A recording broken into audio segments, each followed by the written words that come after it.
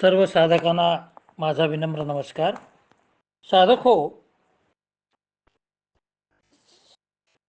ग्रंथराज दासबोधामधल्या पहिल्या दशकामधला 7वा समास कवीश्वर स्तवन याकडे आपण आता वळतो आहोत. कवी याचा अर्थ काय?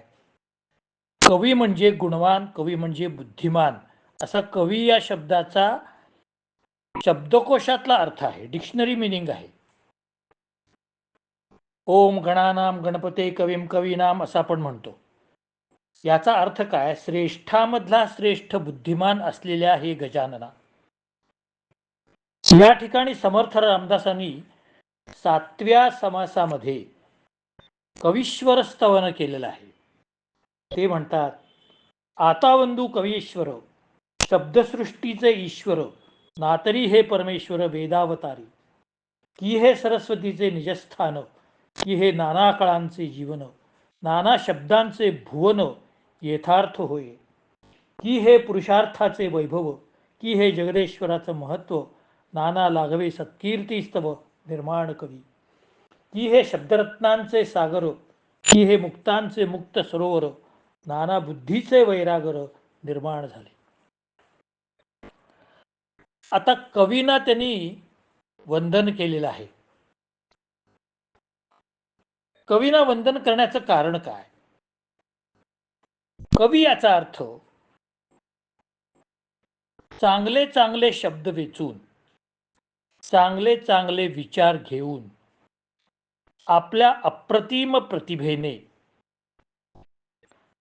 भगवंताचं सुंदर वर्णन करतात. ते पाहिल्यानंतर, ते ऐकल्यानंतर, ते वाचल्यानंतर उत्कृष्ट असं काव्य ऐकल्याचं समाधान मिळतं आणि आपल्या अंतःकरणावरती इष्ट असा परिणाम होतो. ती खरी कविता. पूर्वीच्या काळी महाकाव्य असायचं. कालिदासाने कुमार संभव हे महाकाव्य लिहिलेलं आहे. अप्रतिम काव्य आहे. मग हे असं काव्य निर्माण करणारे जे कवी आहे त्यांचं स्तवन समर्थ रामदास करतायत.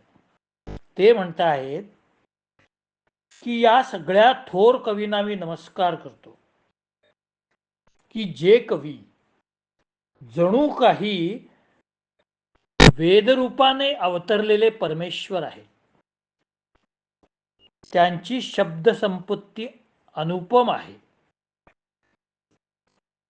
जसं तुकाराम महाराज म्हणतात, शब्दची अमुचे धन,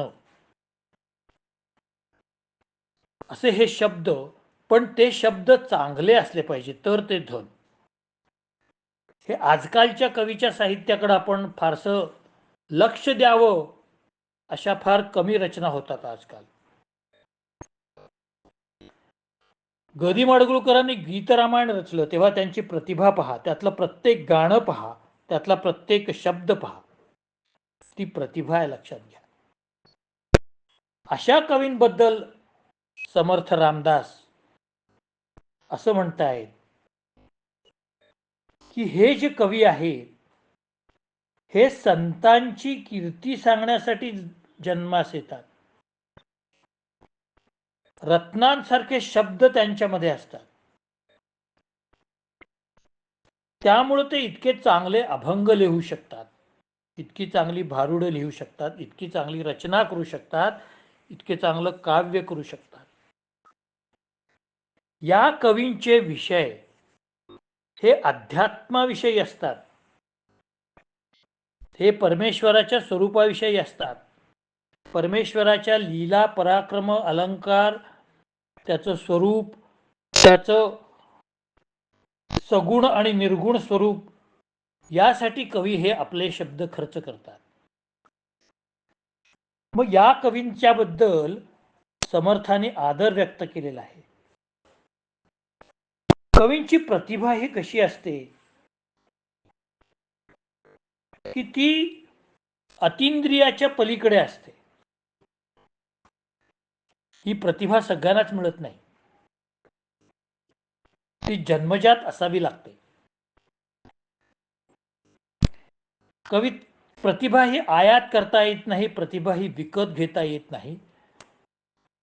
तुम्ही एखाद्याची कविता बघून लिहू शकाल, पण ती कविता प्रसूत होण्याच्या अगोदर त्याच्या मनामध्ये जी प्रतिभा असती ती तुम्ही घेऊ शकत नाही.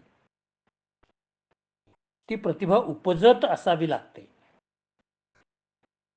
मग त्या प्रतिभेतून शब्दांचं लेणं लिहून, शब्दांचे अलंकार घेऊन आध्यात्मिक विषय मांडणारे हे जे सगळे संत, तंत आणि पंत कवी आहेत. संत म्हणजे ही जी संत संप्रदायाची परंपरा आहे, संत ज्ञानेश्वरांपासून ते अगदी संत गोरोबांपर्यंत किंवा त्याहीपेक्षा संत सखुबाईपर्यंत ही जी परंपरा आहे. तंत म्हणजे तंतुवाद्याच्या साह्याने आपले अभंग वाजवणारे ते तंत, आणि पंत कवी म्हणजे मोरोपंत अशा प्रकारचे जे कवी आहेत ते असे पंत कवी होऊन गेले. असे संत, तंत आणि पंत हे तीन कवी लोकांची घराणी आहेत असं म्हटलं तरी वावगं ठरू नये. त्यांच्या प्रत्येकाची प्रतिभा वेगळी असेल, पण प्रतिभा आहे.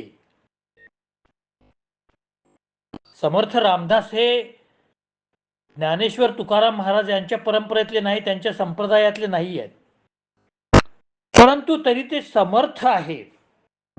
संत रामदास असं फारसं कोणी म्हणत नाही, समर्थ रामदास म्हणतात, कारण ते सुद्धा आध्यात्मिक खोलीच्या पर्यंत पोचलेले होते.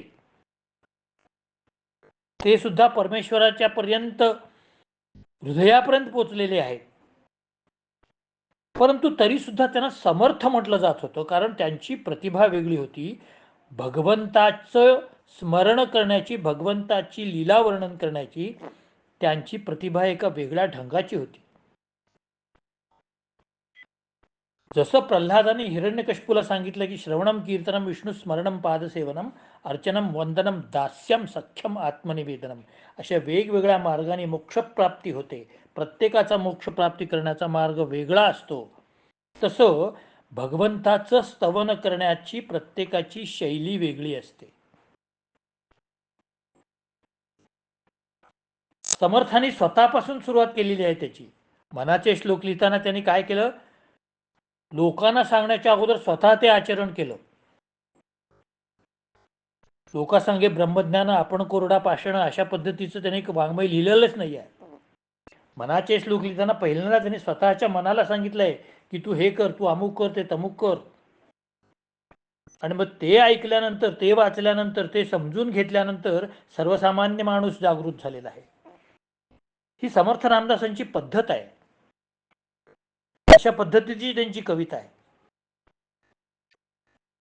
कविता कशी करावी हे कुणी सांगावं लागत नाही. ज्याची त्याची प्रतिभा वेगळी असते, ज्याची त्याची लेखन पद्धती वेगळी असते. पण त्याची लेखन पद्धती अशी आहे म्हणून तो श्रेष्ठ, त्याची तशी आहे म्हणून तो कनिष्ठ असं नसतं. त्याच्यातला भावार्थ जर श्रेष्ठ असेल तर तो कवी श्रेष्ठच असतो. मग मंगेश पाडगावकरांची कविता वेगळी असेल, जगदीश खेबुडकरांची कविता वेगळी असेल, गदी माडगुळकरांची कविता वेगळी असेल, बाभ बोरकरांची कविता वेगळी असेल, बासी मर्ढेकरांची कविता वेगळी असेल, अलीकडच्या जे काही कवी प्रवीण दवणे असतील त्यांची कविता वेगळी असेल, पण ते जर कविता प्रेक्षकांच्या, रसिकांच्या, वाचकांच्या हृदयाला जाऊन भिडत असेल तर त्या कवीला, त्या कवितेला कुठली जातपात नसते. शब्द हीच त्याची जात. मग अशा या प्रकारच्या जे कवित्व आहे, हे कवित्व भगवंताच्या प्रेरणेने प्रेरित झालेलं असलं पाहिजे आणि ते भगवंताचं वर्णन करण्यासारखं असलं पाहिजे, तेव्हा ते श्रेष्ठ ठरतं. आणि अशा प्रकारच्या कवीश्वर लोकांना, जे ईश्वराबद्दल कविता करतात ते कवीश्वर, असं मला या ठिकाणी म्हणावंसं वाटतं. मग हे कवीश्वर काय करतात की हे निरंजनाची खूण की हे निर्गुणाची ओळखणं माया विलक्षणाचे लक्षण ते हे कवी की हा श्रुतीचा भावगर्भ की हा परमेश्वराचा अलभ्य लाभ नातरी होय सुल्लभ निजबोध कवी रूपे कवी मुमुक्षाचे अंजन कवी साधकांचे साधन कवी सिद्धांचे समाधान निश्चयात्मक कवी स्वधर्माचा आश्रयो कवी मनाचा मनोजयो कवी धार्मिकाचा विनयो विनय करते.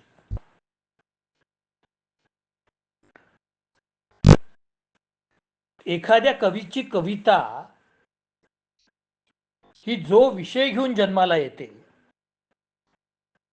तो विषय जर सर्वसामान्य मनुष्याच्या हृदयामध्ये प्रेरणा निर्माण करणारा असला तर त्या कवीचे सार्थक होतं, त्या कवितेचं सार्थक होतं.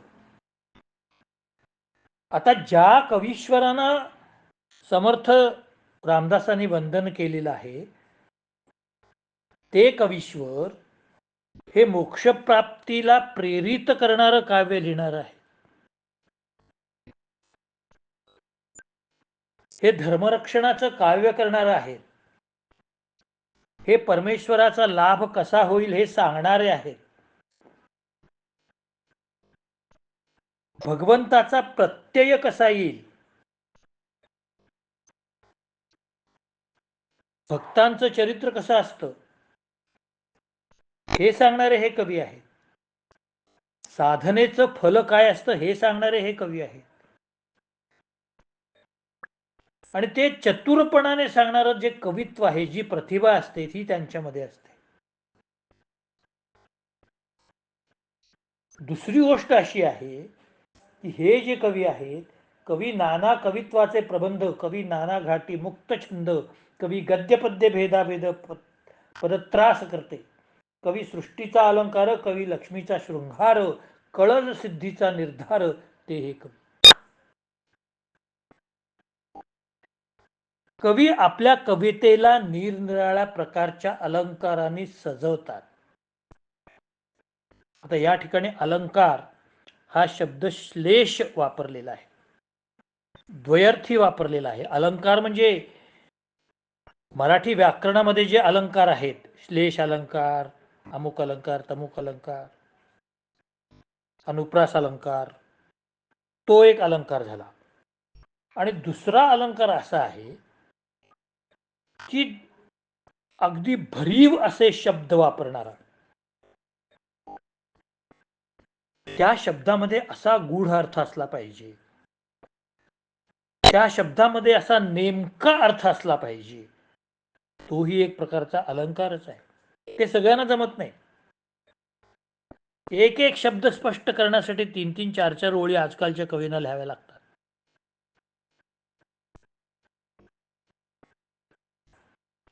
नुसत्या कुठल्या तरी शृंगार रसपूर्ण कविता करून पोटभरू कवी असतात, त्यांना कवीश्वर म्हटलेलं नाही आहे. किंवा जे विकले गेलेले कवी आहेत, एखादा प्रसंग कोणीतरी सांगतो आणि हा कर ह्याच्यावर कविता, तुला एवढे पैसे देतो, त्यांना कवीश्वर म्हटलेलं नाही आहे. कवीश्वर जे आहेत हे आत्मस्फूर्तीने लिहिणारे आहेत, त्यांना ती दैवी देणगी आहे आणि त्याचं त्यांनी सार्थक केलेलं आहे. असे कवीश्वर समर्थ रामदासांना अभिप्रेत आहेत. आणि कवी काय करतात, नुसतं कविता करून आपल्या डायरीत ठेवून टाकत नाहीत, आपल्या वहीमध्ये ठेवत नाहीत, त्या कवितेचं प्रकटीकरण करतात, त्या कविता लोकांसमोर मांडतात, त्यांचं काव्य वाचन करतात. मोठमोठ्या कवींनी उत्कृष्ट काव्य केली म्हणून जगाचा उद्धार झाला असं समर्थ रामदास म्हणतात. वाल्मिकींनी रामायण हे महाकाव्य लिहिलेलं नसतं तर काय झालं असतं, व्यासाने महाभारत हे महाकाव्य लिहिलं नसतं तर काय झालं असतं.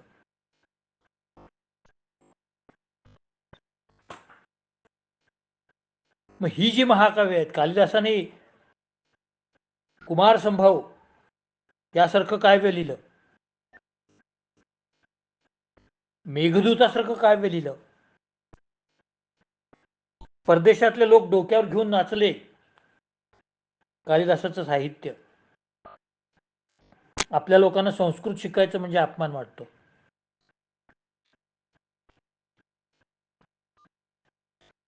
समर्थ रामदासांना कसल्या प्रकारच्या काव्याची अपेक्षा आहे हे त्यांनी जाता जाता सांगितलेलं आहे.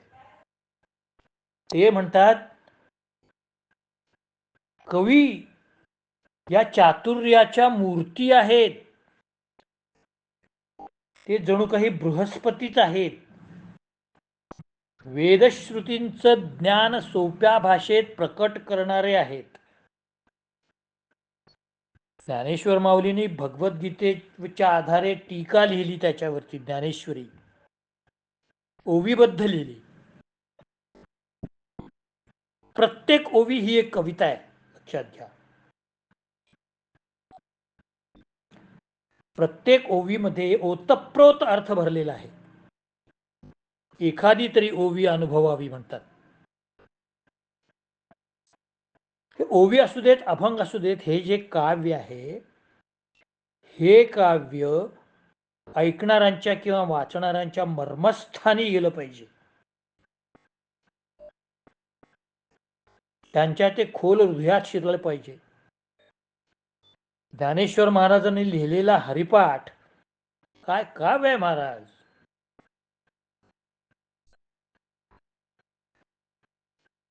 नामासी विन्मुख तो नर पापिया, हरिवीण नपवे काही. ज्ञानदेव म्हणे हरी माझा समर्थ, करवेना अर्थ उपनिषदा. असं एकापेक्षा एक अर्थपूर्ण असं काव्य या संत कवींनी करून ठेवलेलं आहे. आणि या संत कवींनाच कवीश्वर म्हटलेलं आहे.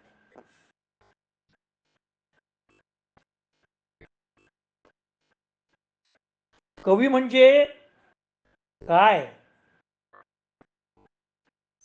की हे सुखाची तारुळे लोटली, अक्षय आनंदे उतरली, विश्वजनास उपेगा आली, नाना प्रयोगा कारणे. की हे निरंजनाची संपत्ती, की हे विराटाची योगस्थिती, नातरी भक्तीची फलश्रुती फळास आली. काय म्हणतात समर्थ बघा, कवीचं साहित्य म्हणजे परब्रह्माचं ऐश्वर्य आहे असं म्हणतात. काय शब्द आहेत महाराज, काय वर्णन आहे. परब्रह्माचं ऐश्वर्य कसं आहे. भागवतामध्ये 11व्या स्कंदात भगवंत म्हणतात, भगो मे ईश्वरो भावो. माझं भोग का म्हणजे काय आहे, माझी कीर्ती म्हणजे काय आहे, की हे माझे सगळे भक्त आहेत ना, तेच माझं ऐश्वर्य आहे.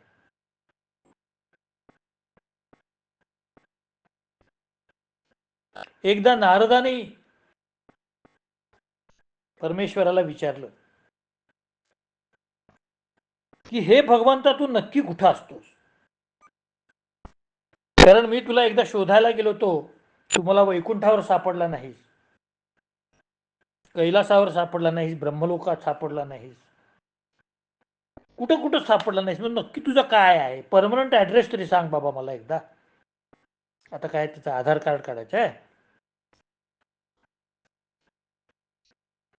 समर्थांना अपेक्षा आहे असे कवीश्वर जिथं एकत्र जमतात त्या ठिकाणी परमेश्वर असतो.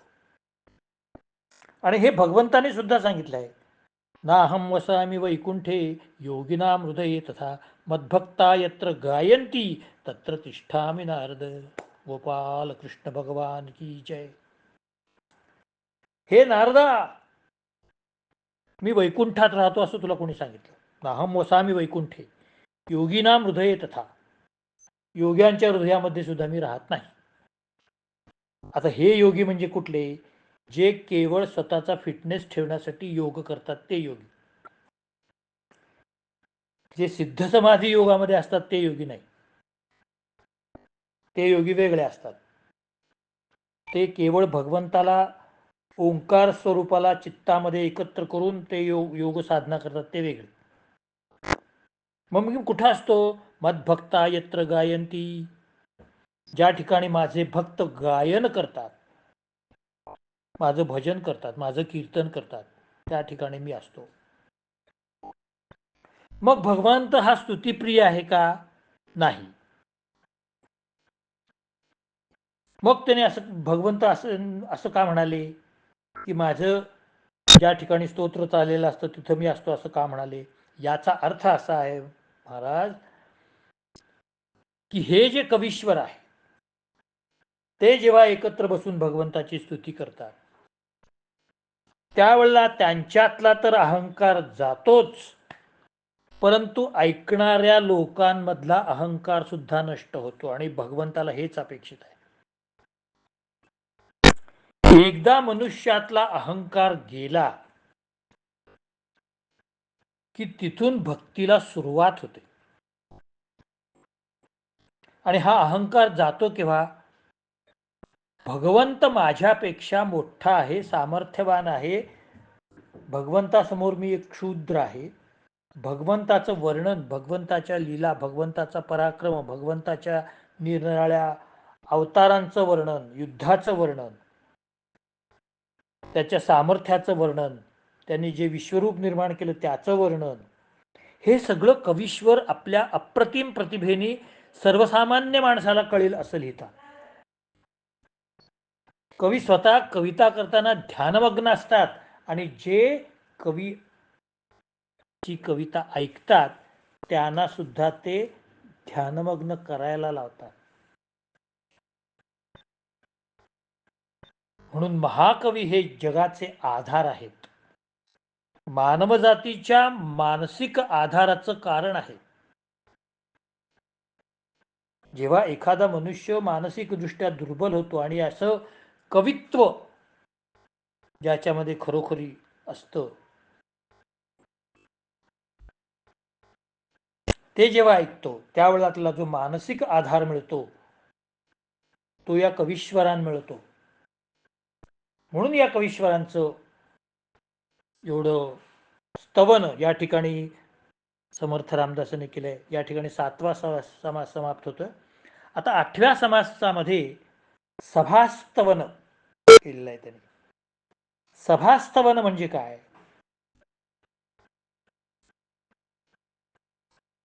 ज्या ठिकाणी अनेक लोक जे एकाच विचाराचे असतात आणि या ठिकाणी आपण अध्यात्माच्या विचारांचे लोक एकत्र येतात, त्यांची पूर्वनियोजित वेळ आणि स्थळ ठरलेलं असतं, अशा ठिकाणी जे लोक येतात त्याला सभा म्हणतात. आणि अशा प्रकारच्या सभेचं स्तवन समर्थ रामदासाने 8व्या समासात केलेलं आहे. आता बंधू सकळ सभा जे सभेसी मुक्त सभा, तेथे स्वय जगदीश शोभा तिष्ठते भरे. नाही विकुंठिता ठाई, नाही योग्यांचे हृदयी, माझे भक्त गाती ठाई ठाई, तो मी तिष्ठतू नारदा. मी मगाशी सांगितलेला श्लोक इथंच पुन्हा आलेला आहे. आता ही जी आध्यात्मिक लोकांची सभा आहे, या सभेमध्ये भगवंताला निमंत्रण द्यावं लागत नाही, आवाहन करायला लागत नाही. भगवंत स्वतःहून तिथे येतात. मद्भक्ता यत्र गायंती तत्र तिष्ठामि नारद. तुकाराम महाराज कीर्तन करायचे त्यावेळेला भगवंत तिथे यायचे.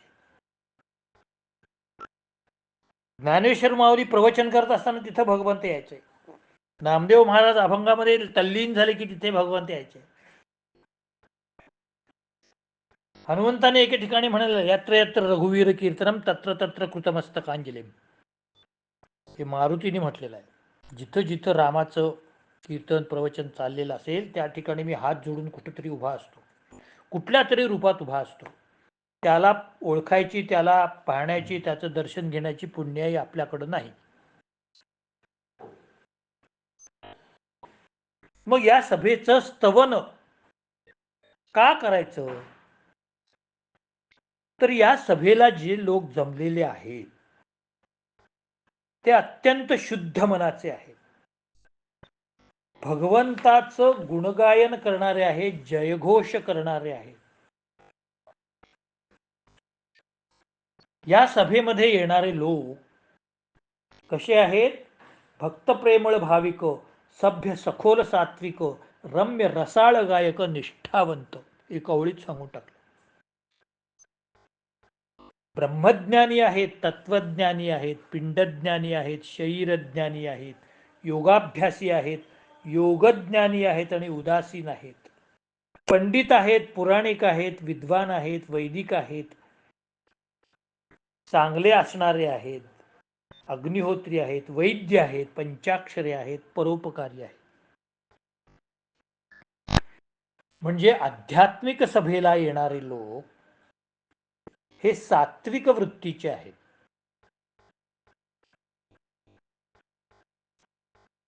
सभेचे दोन प्रकार असतात महाराज. सभेमध्ये एक संधाय संभाषा असते आणि एक विगृह्य संभाषा असते. हा फिलॉसॉफीचा विषय आहे, दासबोधातला नाही आहे. पण एक संधाय संभाषामध्ये काय असतं की लोक एका सकारात्मक तत्वावर चर्चा करण्यासाठी तिथे आलेले असतात. तिथे स्पर्धा नसते, एकमेकांच्या विचारांची देवाणघेवाण असते. समजा एकाचं नाही पटलं तर त्याला ते समजून शांतपणे सांगण्याची वृत्ती त्या सभेमधल्या लोकांची असते. पण दुसरी जी विगृह्य संभाषा असते त्यामध्ये एकमेकांचा पराभव करण्याच्या हेतूने, शास्त्रार्थामध्ये पराभव करण्याच्या हेतूने ती सभा जमलेली असते. आणि सभास्थवनामध्ये समर्थ रामदासांना कोणत्या प्रकारची सभा अपेक्षित आहे? महालाभले महाश्रोत्री, याज्ञिक आणि अग्निहोत्री, वैद्य आणि पंचाक्षरी, परोपकर्ते, भूत भविष्य वर्तमान जयास त्रिकाळाचे ज्ञान, बहुश्रुत निराभिमान निरापेक्षी, शांती क्षमा दयाशील, पवित्र आणि सत्वशील, अंतशुद्ध ज्ञानशील, ईश्वरी पुरुष, ऐसे जे का सभानायक, जेथे नित्य नित्य विवेक, त्यांचा महिमा अलौकिक काय म्हणून वर्णावा. समर्थांना या सभेमध्ये कोणत्याही वयाचा मनुष्य चालेल, स्त्री सुद्धा चालेल, पुरुष चालेल, सगळे चालतील. कोणत्याही जाती धर्माचा चालेल, तेथे कुठलंही आरक्षण नाही आहे. हा, पण एक इलिजिबिलिटी तिथं आहे. कसली इलिजिबिलिटी आहे? की जो अध्यात्मामध्ये तज्ञ आहे, ब्रह्मज्ञानी आहे, योगी आहे, विद्वान आहे, तर्क करणार आहे, महाकवी आहे, दिगंबर आहे, संसाराबद्दल उदासीन असलेला आहे, त्रिकालज्ञानी आहे, मोठ्या योग्यतेचा आहे. बरं, हे सगळं ज्ञान नसलं तर राहू दे, पण ज्याला अध्यात्मामध्ये रस आहे, जो भगवंताचं ध्यान करतो, ते सुद्धा या सभेत चालतात. बघा पुढे म्हटलंय त्याने, वृद्ध तरुण आणि बाळ, पुरुष स्त्रियाधिक सकळ, अखंड ध्याती तमाळ निळ, अंतर्यामी, असे सुद्धा लोक या सभेमध्ये मला चालतील. पण ते भगवंताचं ध्यान करणारे असले पाहिजे. अखंड कीर्तन हरिनामाचा जप जिथं आहे तिथं इंटरेस्ट घेणारे असले पाहिजेत. कथा कीर्तन ऐकणारे पाहिजेत. ज्यांच्या मनामध्ये भगवंताविषयीचे विकल्प नाहीत असे लोक पाहिजेत. नास्तिक लोक मला इथं नको आहेत, अश्रद्ध लोक मला इथं नको आहेत, अहंकार असलेले लोक मला इथं नको आहेत. जे प्रपंचामध्ये गुंतलेले आहेत, ज्यांना परमार्थाची इच्छाच नाही, असे लोक मला इथे नको आहेत.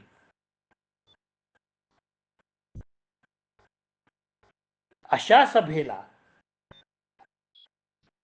समर्थ रामदास नमस्कार करतायत. ते म्हणतायत, ऐसे परमेश्वराचे जन त्यासी माझे अभिवादन, जयाचे नि समाधान अकस्मात बाणे. अशी परमेश्वराला प्रिय माणसं आहेत जी परोपकार करतात. अष्टादश पुराणानाम सारो व्यासेन कीर्तितः परोपकार पुण्याय पापाय परपीडनम. व्यास महर्षींनी महत्वाची 18 पुराणं लिहिली आणि त्याचं सार एकाच श्लोकात सांगून टाकलं. परोपकार पुण्याय पापाय परपीडनम. परोपकार करणं हे पुण्य आहे आणि परपीडा देणं हे पाप आहे. पुण्य पर उपकार, पाप ते परपीडा. अशा वृत्तीचे लोक सुद्धा मला चालतात. भले त्यांच्यामध्ये ज्ञान असो किंवा नसो, पण ते परोपकारी आहेत. आणि असेच लोक परोपकारी असतात जे भगवंताचा अधिकार मानतात. असेच लोक परोपकारी असतात की ज्यांच्यामध्ये सत्वगुण असतो. अनेक थोर पुरुषांनी ग्रंथामध्ये स्पष्ट सांगितलेलं आहे की भगवंताच्या मूर्तीची अखंड उपासना जो करतो, विशेषतः कलियुगामध्ये नास्ति अन्यत्र अन्यत्र एक नामस्मरण सांगितलेलं आहे फक्त कलियुगात, बाकी काही सांगितले नाही. सत्ययुगामध्ये, त्रेतायुगामध्ये यज्ञ, याग, योग सगळं सांगितलेलं आहे. पण कलियुगांकडून मोठी अपेक्षा केलेलीच नाही आहे. कलियुगामध्ये फक्त नामस्मरण सांगते. आणि हे नामस्मरण ज्या ठिकाणी चालतं त्या सभेचं स्तवन 8व्या समासामध्ये, पहिल्या दशकामधल्या 8व्या समासामध्ये समर्थाने केलेलं आहे. आज आपण सभास्तवन पाहिलेलं आहे. उद्या परमार्थ स्तवन पाहूया. आपल्या सगळ्यांना माझी नम्र विनंती आहे की व्ह्युअर्स म्हणजे श्रोते खूप आहेत, असा चांगला प्रतिसाद मला द्यावा. परंतु सबस्क्रायबर्स त्या मानाने अजून खूप असण्याची आवश्यकता आहे. तर कृपा करून आपण लाईक करा आणि सबस्क्राईब करा, एवढी मी आपल्याला तळमळीची विनंती करतो आणि आज या ठिकाणीच थांबतो. जय जय रघुवीर समर्थ.